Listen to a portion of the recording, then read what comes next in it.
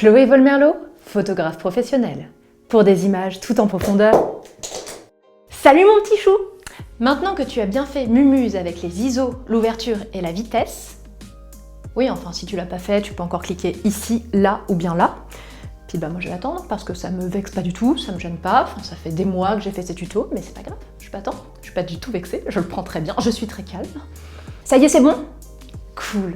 Alors aujourd'hui, on va pouvoir parler profondeur de champ. Et pour ça, on va aller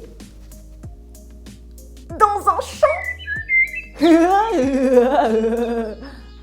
Bon, passons aux choses sérieuses. La profondeur de champ, c'est quoi? C'est quand tu creuses pour semer les patates et que tu continues parce que t'aimes ça remuer la terre.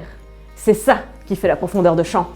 Non, la profondeur de champ, c'est quand je mets toute mon âme dans la voix. Is it too late now to say sorry? Bah non, c'est juste la dose de flou qu'il y a dans ta photo. Mais bravo, c'est tout à fait ça. En gros, la profondeur de champ, c'est le truc qui détermine si tous les plans de ton image sont nets ou si au contraire, certains d'entre eux sont flous. C'est aussi ce qui fait qu'on peut passer d'une scène super drama, onirique, à un truc globalement assez prosaïque. Et comme toi aussi, t'as un peu envie que n'importe quel décor se transforme en grosse tache hyper floue et hyper romantique, ou qu'au contraire t'aimerais bien qu'on voit un petit peu du décor quand tu te prends en photo devant New York by Night, je vais t'expliquer ce qui influe sur cette profondeur de champ. Le premier truc important, c'est l'ouverture. Mais comme tu as regardé ce tuto, je ne m'attarde pas dessus, n'est-ce pas? Retiens simplement que plus tu ouvres ton diaphragme, plus tu auras de flou. Donc, une photo ouverte à 2 aura un arrière-plan et un avant-plan plus flou qu'une photo où tu ouvres à 11. Ensuite, quand tu fais ta mise au point, tu choisis la partie qui sera la plus nette, c'est-à-dire l'élément sur lequel tu veux te focaliser. Tu établis une zone de netteté autour de laquelle tout part progressivement dans le flou. Le deuxième truc important, c'est donc la distance entre le sujet et ton objectif.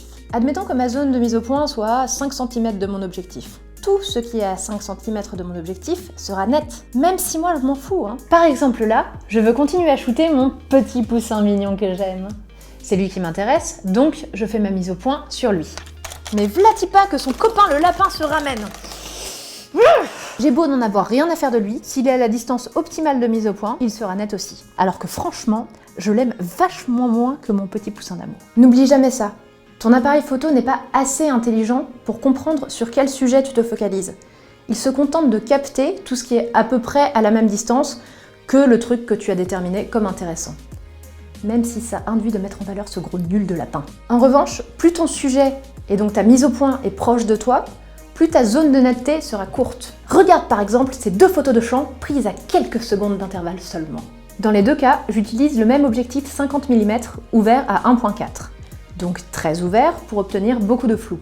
À gauche, j'ai fait la mise au point juste devant moi, à quelques dizaines de centimètres. Comme tu le constates, en dehors de quelques plantes nettes, tout part très vite dans le flou. À droite, j'ai fait la mise au point à environ 2 mètres, et le flou est donc moins prononcé, et on a une meilleure idée du décor. Bon, et puisqu'on parle de distance, il y a un troisième truc à prendre en compte. Une fois que tu as fait ta mise au point, la netteté ne se répartit pas uniformément autour de ton sujet, mais selon un système de tiers. Sur le total de ta zone de netteté, un tiers se trouve devant ton point de mise au point, et 2 tiers se trouvent derrière lui. Ce qui signifie que tu as plus de chances d'avoir un deuxième sujet net s'il est derrière ton sujet principal, que s'il est devant lui. Ah ouais, cool. Ça, c'est ma part, en tout cas. Tu me suis encore? Cool, bien joué. On a presque fini.